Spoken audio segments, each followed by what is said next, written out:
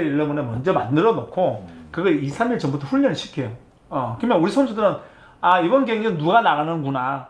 거의 다 알죠, 사실은. Muito esperado pelo Brasil, finalmente chegou. Hoje anunciamos. Dan saya rasa Coach Sintayong sudah berbuat maksimal ketika membawa pertama kalinya U23 kita lolos di Asia.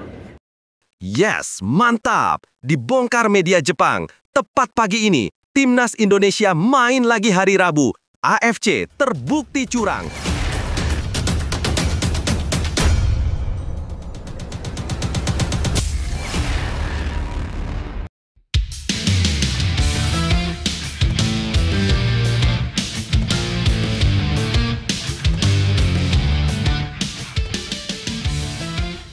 Yes, mantap! Dibongkar media Jepang. Tepat pagi ini, Timnas Indonesia main lagi hari Rabu. AFC terbukti curang. Seluruh pertandingan ronde 4 resmi diulang. Organisasi dunia atau FIFA temukan kecurangan fatal selama ronde 4 digelar. Skuad Garuda jadi korban. Jepang bantu Indonesia dapat keadilan. FIFA resmi umumkan seluruh ronde 4 digelar di tempat netral, yaitu di Amerika Serikat. Kabar baiknya lagi, Sintayong langsung pimpin seluruh pertandingan Timnas Indonesia di ronde 4 nanti. Yes, mantap! Keputusan sangat tepat dan sangat bersejarah baru saja diumumkan Presiden FIFA, Gianni Infantino. FIFA temukan kejanggalan saat seluruh pertandingan ronde 4 digelar beberapa waktu lalu. Semuanya kacau dan harus diulang. FIFA akui ada kecurangan dan merugikan Indonesia. Timnas Indonesia dinyatakan main lagi hari Rabu. Publik dibikin terkejut dan tak percaya. Harapan ke Piala Dunia masih ada. Begini faktanya, teman-teman. Tapi, Mimin minta tolong tonton video ini sampai selesai agar tidak ada kesalahpahaman yang terjadi. Dan tak bosan-bosan juga, tolong like dan share video ini ke media sosial kalian agar semua orang tahu apa yang sedang terjadi.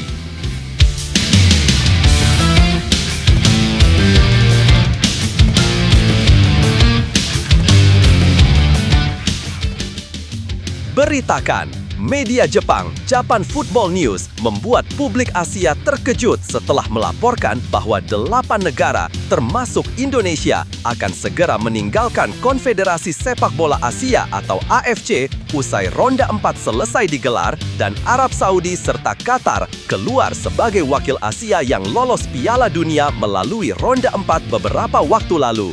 Langkah ekstrim ini disebut muncul karena rasa frustrasi terhadap dugaan ketidakadilan dan korupsi di tubuh AFC.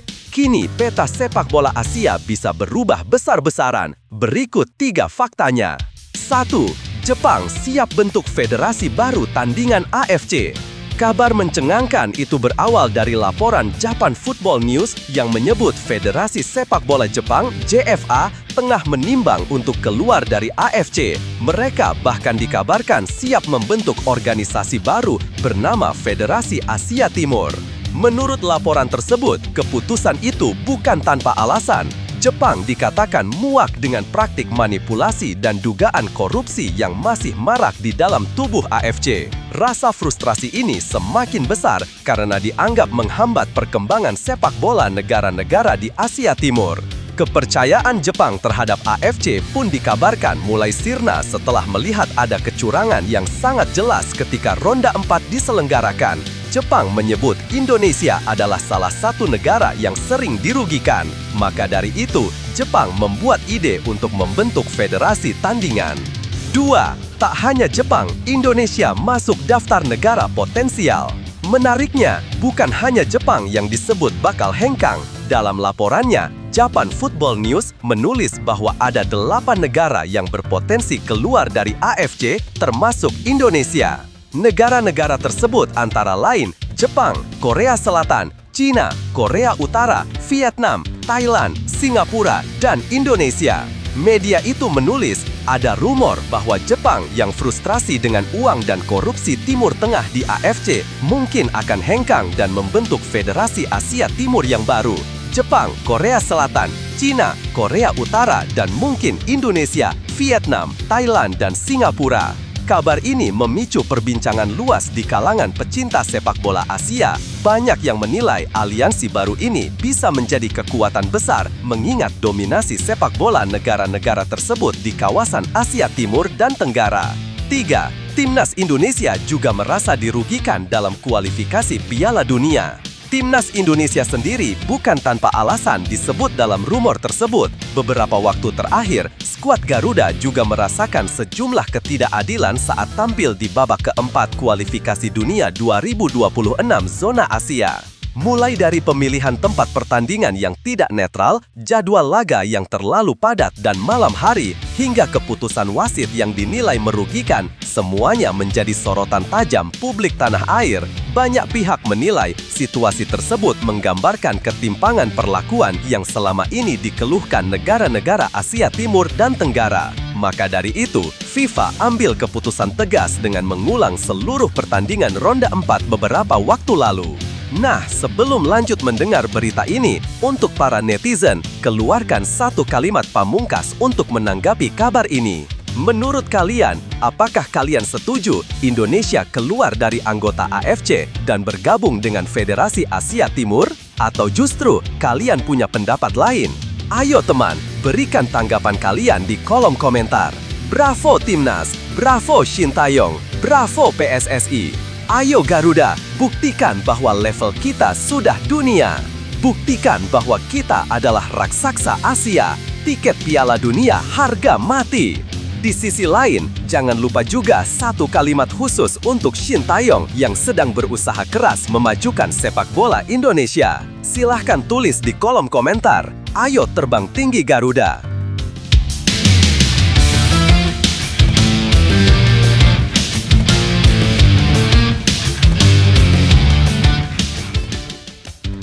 Mari kita lanjut teman-teman.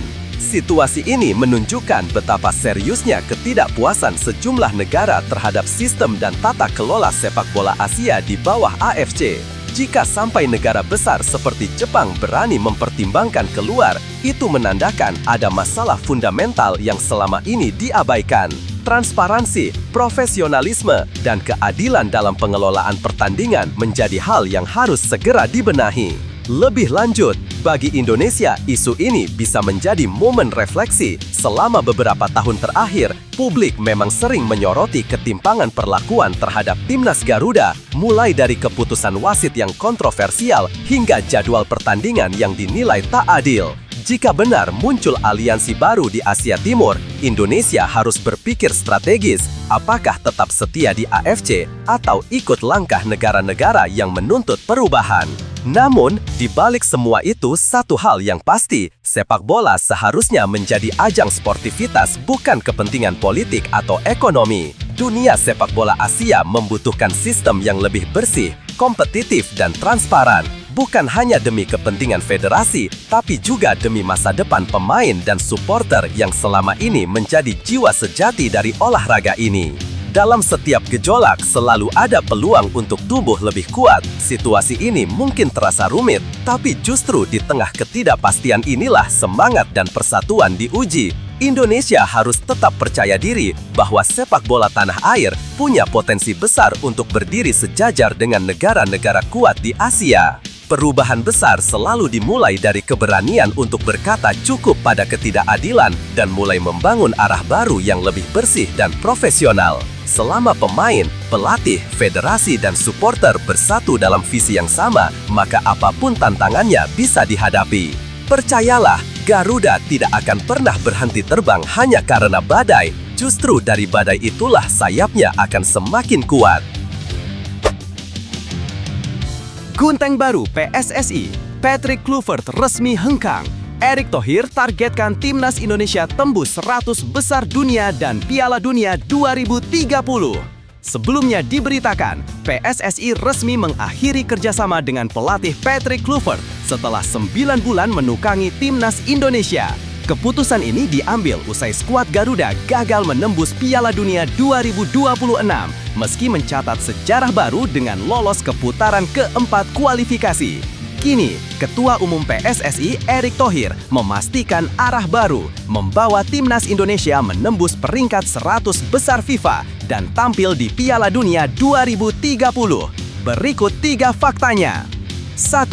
Target ambisius Erick Thohir, ranking 100 FIFA dan Piala Dunia 2030. Erick Thohir tidak ingin kegagalan di Piala Dunia 2026 membuat timnas Indonesia berhenti bermimpi. Dalam pernyataannya, usai pemutusan kerjasama dengan Kluivert, Erick menegaskan komitmen jangka panjang untuk membawa Garuda lebih kompetitif di kancah internasional. Kita akan melakukan evaluasi dan menentukan target bagi timnas Indonesia berikutnya untuk bisa masuk ranking 100 besar FIFA, Piala Asia 2027, dan Piala Dunia 2030, ujar Erick Thohir.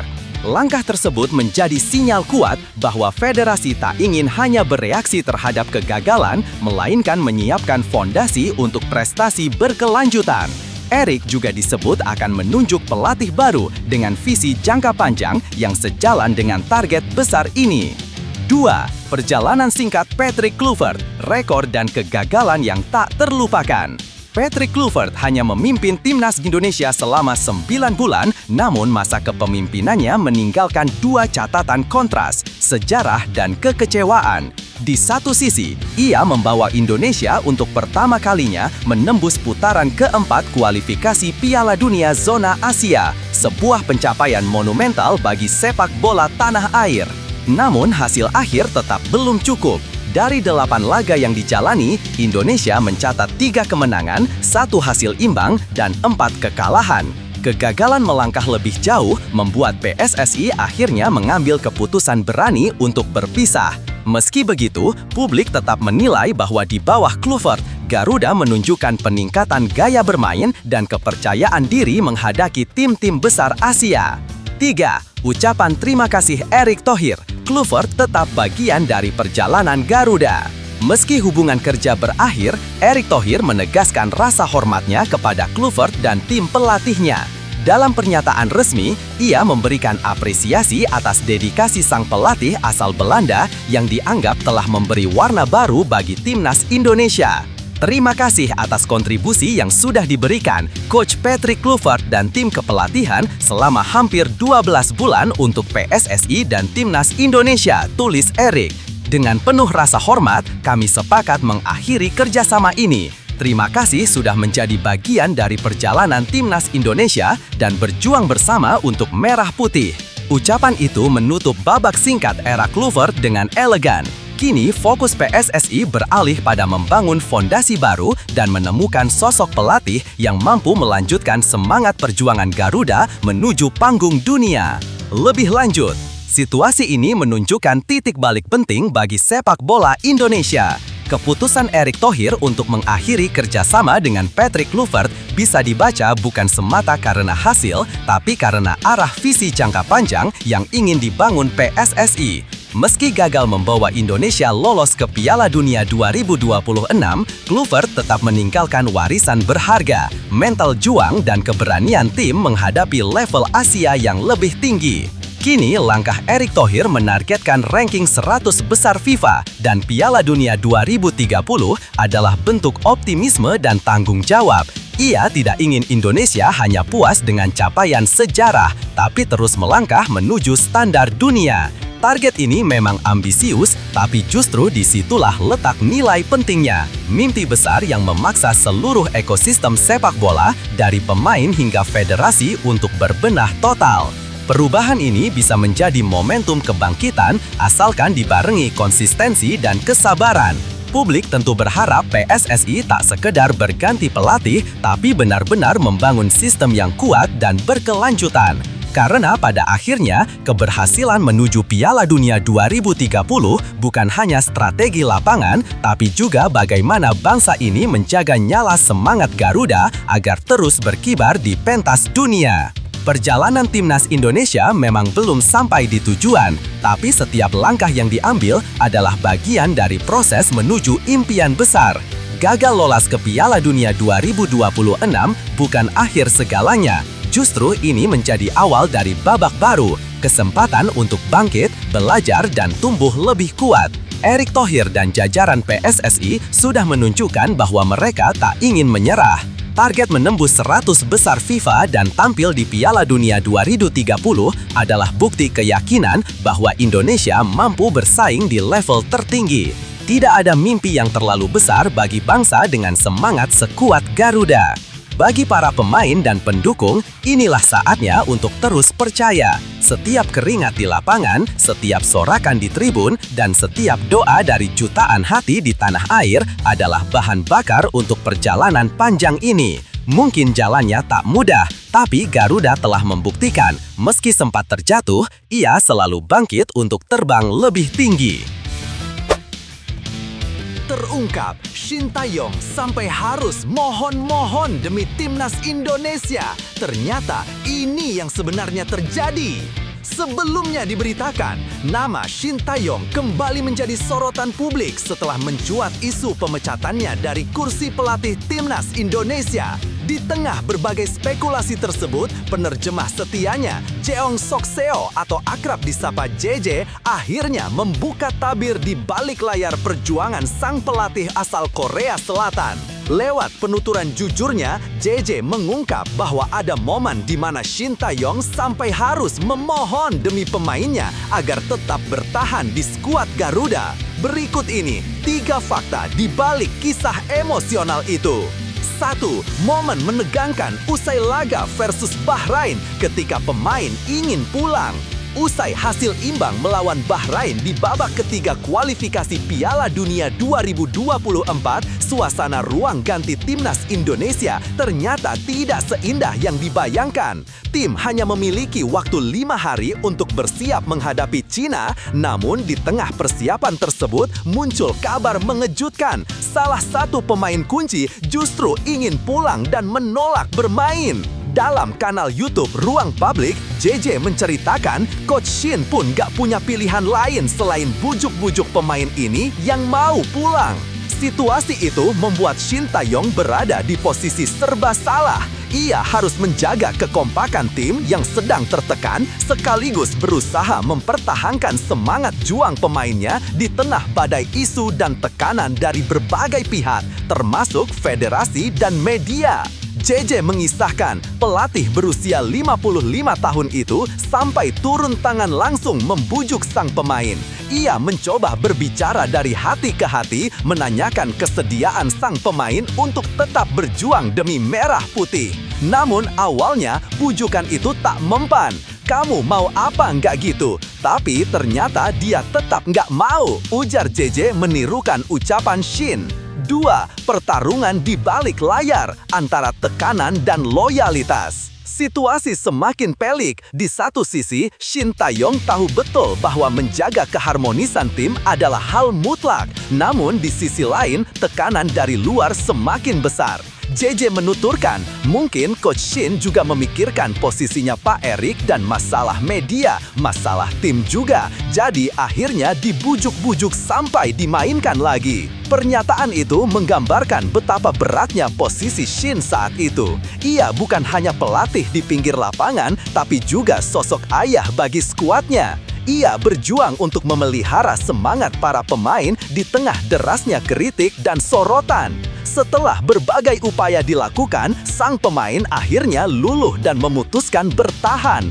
Bahkan ia diturunkan sebagai starter dalam laga melawan Cina. Namun perjuangan itu belum berbuah manis. Indonesia harus mengakui keunggulan Cina dengan skor 2-1. Meski begitu, sikap Shin Tae-yong yang memilih menenangkan badai daripada menambah konflik membuat banyak pihak salut. 3. Komplain dari pihak tertentu, tapi Shin tetap profesional. Usai kekalahan tersebut, muncul kabar bahwa PSSI sempat marah terhadap keputusan starting line-up yang dipilih Shin Tae-yong. JJ buru-buru meluruskan hal itu. Marah sih nggak tahu, tapi ada yang komplain soal startingnya gitu. Terus kenapa? Itu kan wewenangnya head coach menurut saya. Kenapa orang lain yang harus ngatur? Tegasnya. JJ menambahkan, Shin tetap berpegang teguh pada prinsip profesionalitas meski mendapat tekanan dari berbagai pihak.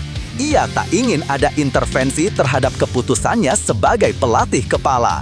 ada yang komplain, iya ada, tapi nggak sampai nyuruh pertandingan berikutnya harus mainin ini atau itu, ungkapnya lagi. Dari kisah ini, publik semakin memahami sisi lain dari Shin Tae-yong, pelatih yang bukan hanya berjuang untuk hasil di lapangan, tapi juga menjaga harga diri, keutuhan, dan semangat sebuah tim nasional yang ia cintai. Lebih lanjut, apa yang dialami Shin Tae-yong adalah potret nyata tekanan yang dihadapi seorang pelatih nasional.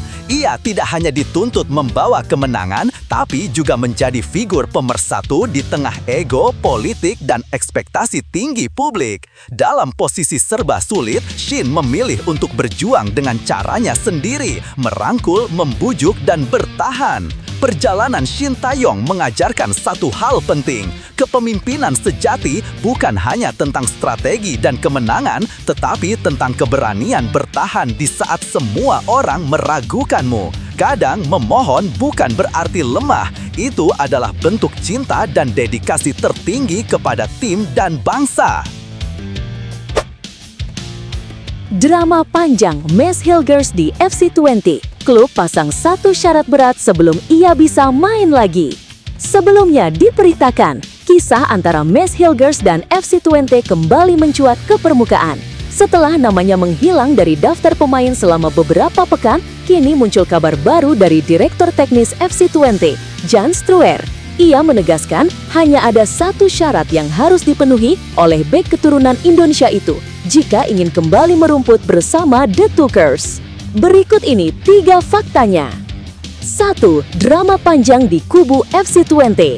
Hubungan antara Mes Hilgers dan FC20 tengah memasuki babak rumit. Pemain yang dikenal sebagai pilar penting di lini pertahanan itu tak lagi terlihat di daftar susunan pemain sejak beberapa pekan terakhir. Keputusan mencoret Hilgers ini membuat banyak pihak bertanya-tanya, terlebih karena performa lini belakang Twente mulai goyah. Struer sempat menyinggung bahwa cedera yang dialami backline Staff Lemkin sebenarnya membuka peluang bagi Hilgers untuk kembali dimainkan. Namun menurutnya hal itu bukan solusi ideal. Lemkin sudah kembali berlatih, jadi kami pikir ia akan segera bisa bermain lagi, ujar Struer dikutip dari Twente Insight. Ia menambahkan, meski Hilgers bisa saja diturunkan, keputusan tersebut tidak serta-merta menjadi jawaban terbaik karena sang pemain sudah lama tidak bermain secara kompetitif. 2. Hanya ada satu jalan untuk Hilgers. Bagi FC20, kembalinya Hilgers ke lapangan bukan hanya soal kebutuhan teknis. Klub ingin menunjukkan ketegasan dalam menjaga prinsip dan profesionalisme. Struer menyatakan dengan gamblang bahwa hanya ada satu cara bagi Hilgers untuk kembali mengenakan seragam merah Twente. Ia harus memperpanjang kontraknya terlebih dahulu. Kalau sekarang tiba-tiba kami bilang Hilgers main lagi, itu tidak menunjukkan ketegasan.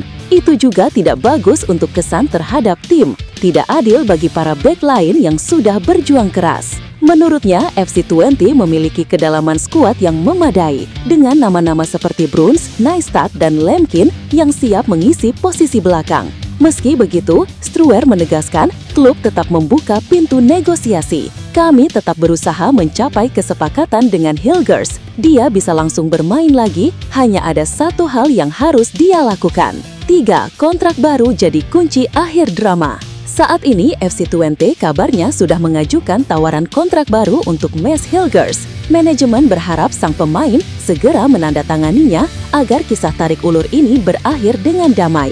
Jika kesepakatan tercapai, bukan tidak mungkin Hilgers akan segera memperkuat klub yang membesarkan namanya di Eredivisie. Situasi ini menjadi sorotan bukan hanya di Belanda, tapi juga di Indonesia, tempat Hilgers kini dikenal sebagai salah satu pemain naturalisasi. Publik berharap masalah kontrak ini segera tuntas agar Hilgers bisa kembali fokus pada performa di lapangan dan melanjutkan kontribusinya baik untuk klub maupun timnas Indonesia. Meski tampak sederhana, syarat yang diminta FC20 bisa menjadi titik balik karir Mes Hilgers. Kini bola ada di tangannya. Apakah ia akan menandatangani kontrak baru dan kembali bersinar atau justru memilih jalan lain demi masa depannya? Lebih lanjut, situasi yang dialami Mes Hilgers bersama FC20 menggambarkan realita keras dunia sepak bola profesional. Di satu sisi, klub ingin menegakkan prinsip disiplin dan profesionalisme agar semua pemain diperlakukan adil. Namun di sisi lain, keputusan menepikan pemain sekelas Hilgers jelas membawa konsekuensi besar, terutama pada performa tim yang mulai rapuh di lini belakang. Hilgers sejatinya punya nilai penting bagi Twente, baik secara teknis maupun simbolis. Ia adalah bek dengan karakter kuat dan disiplin tinggi, sosok yang telah membantu tim tampil stabil dalam beberapa musim terakhir. Jika masalah kontrak ini terus berlarut, justru bisa merugikan kedua pihak. Klub kehilangan kualitas di lapangan, sementara Hilgers kehilangan menit bermain yang dibutuhkan untuk menjaga performanya, termasuk demi tempat di Timnas Indonesia. Sikap tegas FC Twente memang patut dihormati, tapi dalam dunia sepak bola modern, komunikasi dan kompromi juga menjadi kunci. Jika kedua pihak bisa menurunkan ego dan bertemu di titik tengah, bukan mustahil Hilgers akan kembali menjadi tembok kokoh di jantung pertahanan Twente, sekaligus menutup bab drama panjang ini dengan cara yang elegan. Setiap pemain hebat pasti pernah melewati masa sulit dalam karirnya, dan mungkin inilah ujian terbesar bagi Mads Hilgers. Kadang, jalan menuju kebangkitan justru dimulai dari langkah mundur yang tampak menyakitkan. Tapi dari setiap tekanan akan muncul kekuatan baru jika seseorang mau bertahan dan tetap fokus pada tujuan besarnya. Hilgers hanya perlu mengingat satu hal, ia sudah membuktikan diri sebagai pemain penting bukan hanya di Belanda, tapi juga di hati para pendukung Indonesia. Situasi ini bisa jadi kesempatan baginya untuk tumbuh lebih matang, memahami arti profesionalisme, dan membuktikan bahwa dirinya tak sekedar pemain berbakat, tetapi juga pribadi yang kuat mental dan berkarakter. Jangan biarkan kebuntuan kontrak menghapus semangat di lapangan, karena pada akhirnya, kerja keras, kesabaran, dan sikap rendah hati akan membawa Hilgers kembali bersinar, baik untuk FC Twente maupun Garuda di dada. Luis van Gaal ke Indonesia. Jurnalis Spanyol bocorkan sinyal mengejutkan. Sebelumnya diberitakan, rumor panas tengah berhembus di dunia sepak bola.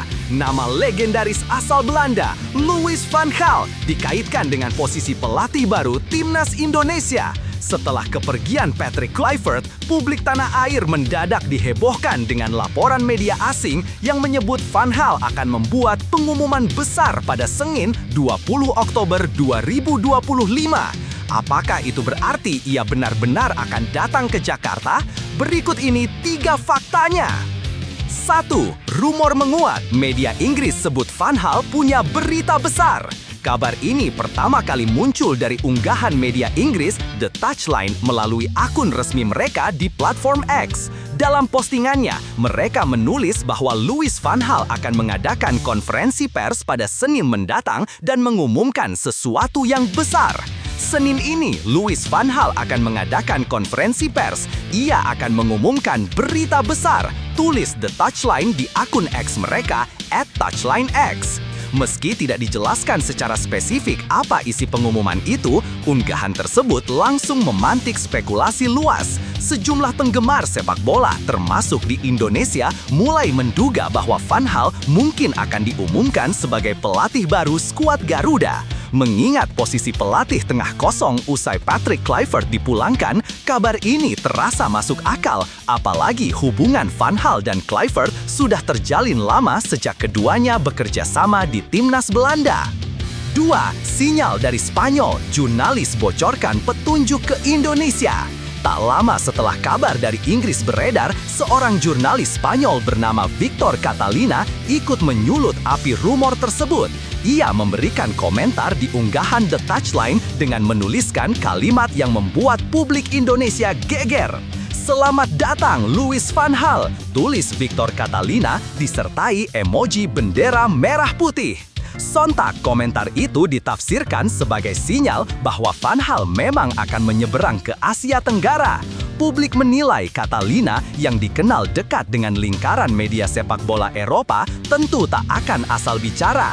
Jika benar demikian, maka Indonesia akan menjadi destinasi baru dalam karir panjang Van Gaal, sebuah langkah mengejutkan bagi pelatih berusia 74 tahun yang sudah lama tak menukangi tim manapun sejak mundur dari Timnas Belanda usai Piala Dunia 2022. Ketiga, pengalaman segudang dari Barcelona hingga Manchester United. Jika rumor ini benar, Indonesia bisa mendapatkan salah satu pelatih paling berpengalaman di dunia sepak bola modern. Louis van Gaal bukan nama sembarang. Ia pernah memimpin klub-klub besar seperti Ajax Amsterdam, Barcelona, Bayern Munchen, hingga Manchester United. Bersama Ajax, ia memenangkan Liga Champions 1995, sementara di level internasional, ia sukses membawa Belanda menempati posisi ketiga di Piala Dunia 2014. Namun, usia Van Gaal kini sudah menginjak 74 tahun dan kondisi kesehatannya sempat menjadi perhatian publik setelah pengobatan kanker prostat beberapa tahun lalu. Meski begitu, semangat dan dedikasinya terhadap sepak bola tampaknya tak pernah padam. Jika benar ia memilih Indonesia sebagai pelabuhan baru, hal ini bisa menjadi babak bersejarah baik bagi karir Van Gaal maupun bagi perjalanan sepak bola nasional. Lebih jauh, kabar ini terasa seperti mimpi bagi banyak pencinta sepak bola tanah air. Nama besar Van Gaal membawa aura profesionalisme dan standar tinggi yang bisa mengubah wajah timnas Indonesia. Namun, publik juga harus realistis. Mengontrak pelatih sekelas Van Gaal bukan hanya soal dana, tapi juga tentang kesiapan sistem dan dukungan penuh dari federasi. Terlepas dari benar atau tidaknya rumor ini, satu hal yang pasti, dunia kini menatap Indonesia. Sepak bola kita sedang naik daun dan perhatian internasional semakin besar. Inilah saatnya kita, baik pemain, pelatih maupun supporter, membuktikan bahwa Indonesia memang layak diperhitungkan di panggung global.